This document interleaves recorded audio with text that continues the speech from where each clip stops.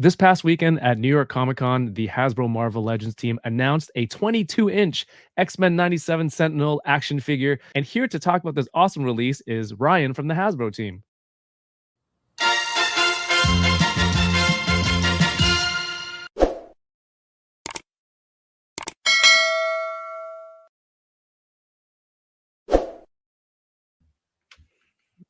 Hello. Hey, Ryan. Why are we shouting? Hello, Ryan. Welcome back to the show. I am happy to be here. I'm happy to be back from New York. It was a quick trip, tiring trip, but it was a lot of fun and we got done what we needed to. Did you have any pizza this time? Yes, actually. So Friday was a very busy day because it was getting set up. And then we had the Hasbro panel at the first time for New York Comic Con, which was Right. pretty late in the evening. I didn't even really have time to eat lunch. So basically, at the end of the panel, I had 6 tacos and then still went out for pizza because I was so Oh I was so hungry. 6 tacos. They were little ones, yeah. Okay. But And then you're like, anyone up for pizza? yeah, well, when you're in New York and there's a pizza shop on every block, Yes. it's hard to not do that. Well, an authentic New York slice.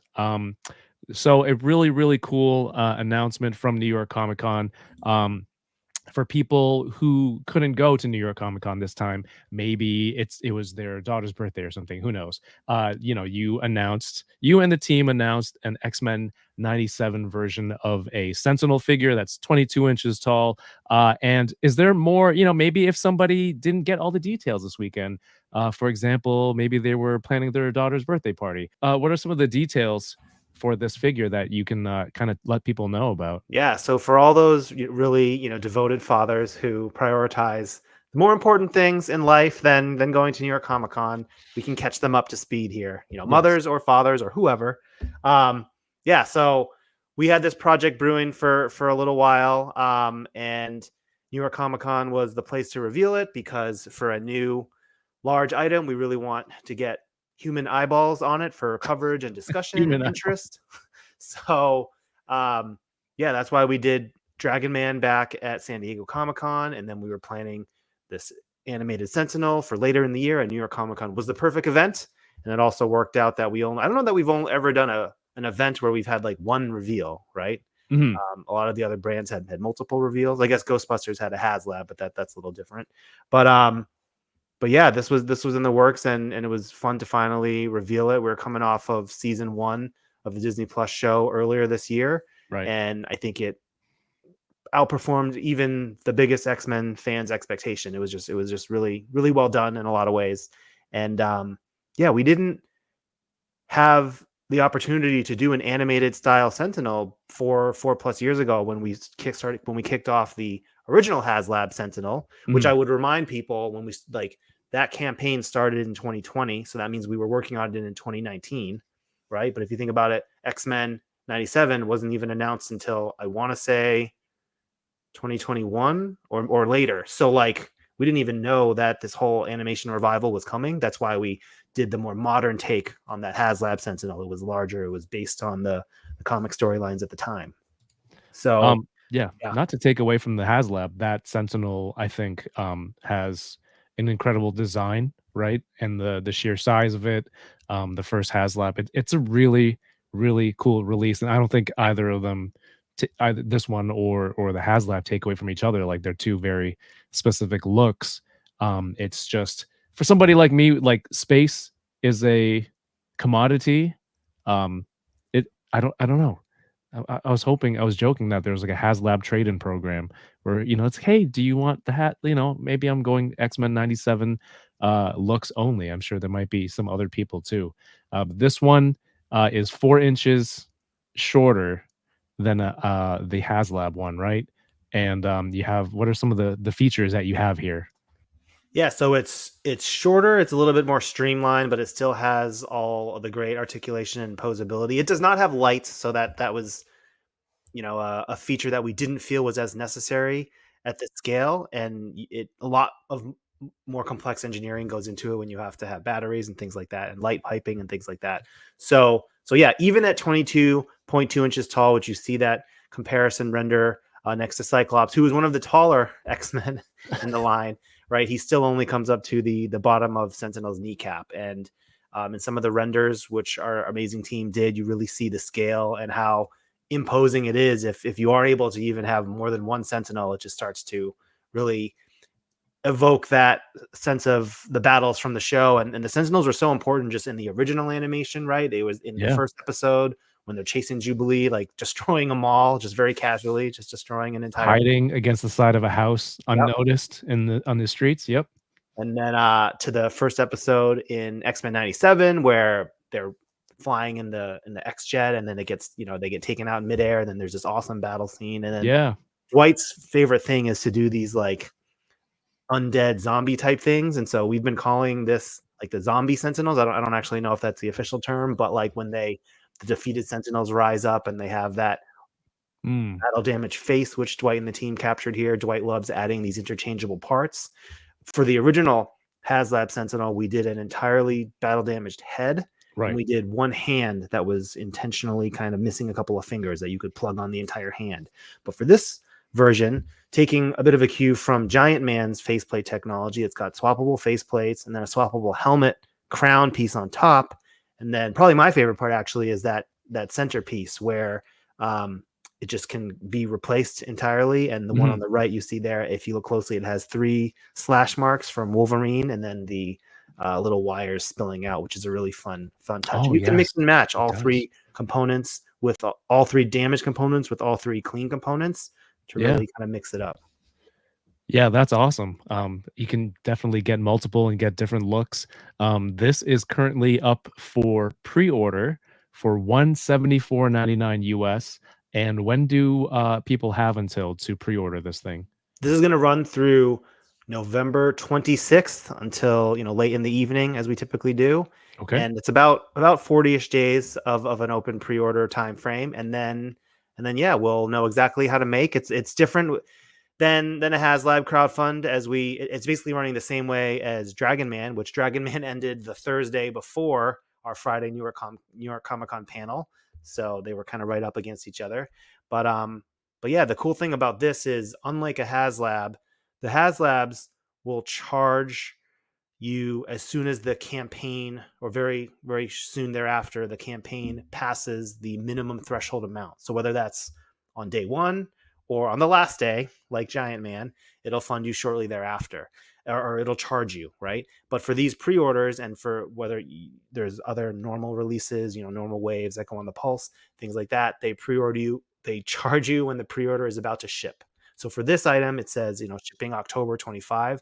So it actually won't charge you until next year. Now, some folks I just saw today were pointing out, like, yes, there might be other launches that go on in a year. So you do have to kind of plan things around it. Around this time of year is usually pretty busy for us collectors. But that being said, still too, right now, there's a year-long runway leading up to that. So if any plans need to kind of be made, you do have time to figure it out. But we were happy with how it came out, and honestly, we were pretty pleased to get it down to 175.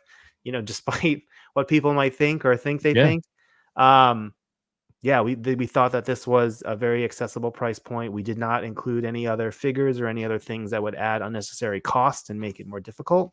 So this is just like Dragon Man. If you're interested in a Sentinel, he does have the battle damage parts and 2 blast effects, but that's it. We kept it pretty lean to keep it down at that 175. I mean, that's a good point to in case so there's several things. I didn't realize that this wasn't charging at the end of the pre-order period. It's only charging when it's shipping, so that's the first thing. That's important. That's great. Thank you. But secondly, you're right. Like, there might be other stuff. There's always stuff coming out, regardless of when something charges. There's always something coming out. But between now and next October, let's say it's 11 months, it's $16 you need to put away every month until we get there. So I think that is, if you need to budget ahead of time, that seems very reasonable. But you mentioned this ended right, or sorry, this starts right after Dragon Man ended, which is the kind of the same pre-order format. There's a time frame for you to open it. It's going to happen regardless. It's just whether or not you get in on it at the same time. Was this model for Sentinel going to be that way regardless of how Dragon Man finished out, or was there like just kind of like a pivot on the last minute? No, that's a good question. It was they were both planned to do it this way when we were looking at the year and evaluating whether or not it made sense to do a Marvel Legends HasLab coming off of Giant Man ending last year. We Okay. just had to look at a bunch of things going on. Part of it was what other HasLabs from other brands are going on. Clearly, there's a Ghostbusters HasLab going on right now. I think, uh, yeah, Star Wars had one this year, and GI Joe had another one. And so, did we want to force another one in there? Was it a concept that made sense in how each brand? So we view it, our on our own, our team. Like, Mhm. does it need to be a HasLab? And certainly an animated style Sentinel could have been a HasLab, but part of it was, oh, we already did a Sentinel comic HasLab, so to do Yeah. another one, like, yeah, would you want to do a different type of crowdfund? And also part of it was looking at just the landscape, and it's like, oh, what if 2024 was just a different year for Marvel Legends? So instead of one HasLab, you have these two smaller items. If you were to add them together, maybe they're around more of the cost of a HasLab, right? 200, Oh, that's almost true. $300 together,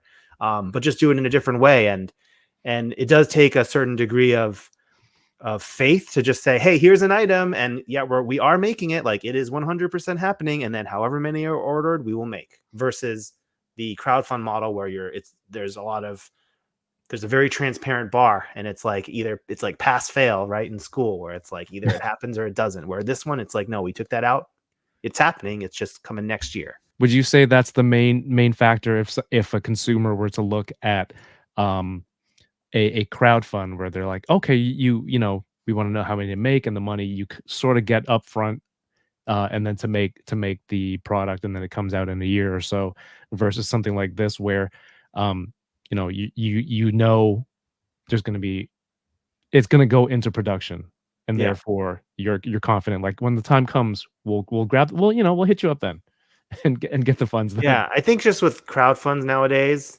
and we contributed to this because we were the first HasLab with tiers, with stated tiers. The Yeah. Sentinel was like the third HasLab, I believe, after the Barge and Unicron. Um, yeah, it's just turned into this strange, like drawn out process of evaluating the tiers.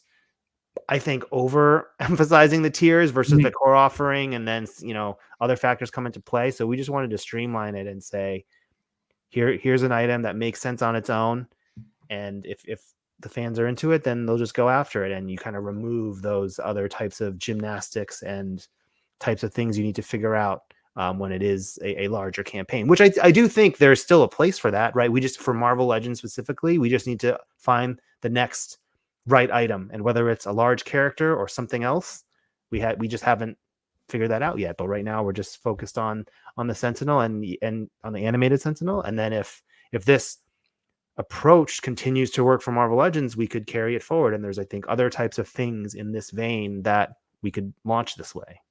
I do have two more questions. First one, you guys mentioned that there were no more X-Men 97 reveals this year. Does this count, or was it no more X-Men 97 wave reveals? Is Because, we like to keep you on your toes. Yeah, so there will be no more X-Men 97 reveals this year, but Yes. there's the year's not up. There's about a month and a half left here. So there are more Marvel Legends reveals before the year is up. It's just not X-Men 97 specific. But that being said, I tried to put a little teaser at the end of our panel, but it's like, no, we're not done with X-Men 97 Legends figures, clearly, Right. beyond this animated Sentinel. So just Yeah. stay tuned for more, because we need to keep building out that little corner of the X-Men universe. I mean, it makes sense. It's like the hottest Marvel property this year, and the fans are going crazy for it. The first few waves sold out so fast, and I think they needed some reissues of the Legends figures. And so I think business wise, I think it makes sense to do more. And then on the consumer end, we want to see more figures to round out the team, the X-Men 97 characters that we saw. Um, obviously I wasn't able to make it to New York, and I couldn't ask questions, but instead of doing that, I'm gonna have everyone who went there do the work for me and ask you, what was the most requested character that people wanted you to make? Usually, people are like, "Can you make this and can you make this?" So I'm not going to ask you what's coming down the line, but like, do you recall there's like if there's a character or something that was most requested this time in New York? No, I think I actually didn't get a lot of specific character requests, Hmm. honestly. I think people were just alluding to several of the core members, I think, in the title sequence of the opening of the show that haven't been done yet in this style. So like your Jubilees, your Beasts, your Morphs, like clearly those types of characters, and so they're all on the list. We're gonna try to get to Yeah. them as quickly as we can, and throw in some other notable characters as well, maybe who weren't in the title credits but were still important, and fan favorites as well. So we'll see what that entails. Yeah, that's what I've noticed from collecting Marvel Legends, the past how many years. It's like in my mind, I knew the X-Men animated look was the core team that I wanted, and there was always one character that or one release that got me closer and closer to the animated look. But now we are in that zone. So if people are like, "Hey, how come these characters from X-Men '97 aren't out yet?" I'm sure it should be on the way. So, like you said, there is a list, they're on the list. That's exciting to hear, man. Is there anything coming up that you wanna remind people to, other than the pre-order, anything coming out soon that people should look out for? No, just please go check out all the videos. We have two cool 360 turns on the Hasbro Pulse page, so you can really actually see what the figure will look like. You can actually see in those renders the some of the cut lines, like on the upper thigh, things that weren't apparent on the prototype that I had, which was a 3D printed grown statue that didn't have all of those cuts, but you can kind of see it in the renders and in some of the way the figure is posed out there. So just go check that out. And if you need a little bit more time to think about it or get set things in motion, yeah, you've got over a month left. And then, yeah, just stay tuned. We have the most important Marvel Legends content drop of the year coming up in December. That is, of course, our year-end draft Oh, yes. between Dwight, Dan, and myself. I think I've won the three previous years, but I don't know who's really keeping track of it. So I'll have to defend my perceived championship and my prowess in drafting figures. So look out for that. And yeah, there's always stuff going on. We try to Dan especially puts a lot of thought into the yearly calendar and making sure every couple of weeks or at least every month, right? There's something going on for Marvel Legends fans. Nice. Sorry, you mentioned a couple things about the articulation that wasn't really clear on the model that you had there. The designs on the collar area, coming in, the lines coming in here, are most of those sculpted details or are they painted? Because just from the photos, I couldn't really tell personally. Yeah, yeah, it's all sculpted. So although the different on the his torso is purple, everything else you see is sculpted in. It's not just painted on. Like we kind of got through that with Giant Man, where like in that suit, right? Like, and in the we actually did the smaller version. He's right here behind me. In this version of the Hank Pym figure, you can do things like paint on boots or paint on gloves. Like that's very commonplace for 6-inch action 6-inch scale figures on base bodies. But when you blow up a character to such a large size, you can't really get away with that. So Right. all of the Giant Man's Haslab's gloves and boots are sculpted in. Same thing with the Sentinel. All those details are actually sculpted in there. Awesome. All right, good to know. Hey, Ryan, thank you so much for your time, and this is an awesome release. So thank you for answering some of the questions for myself and the fans out there. All right. Thanks for having me. Maybe we'll see you next year at New York Comic Con. I'm already planning it.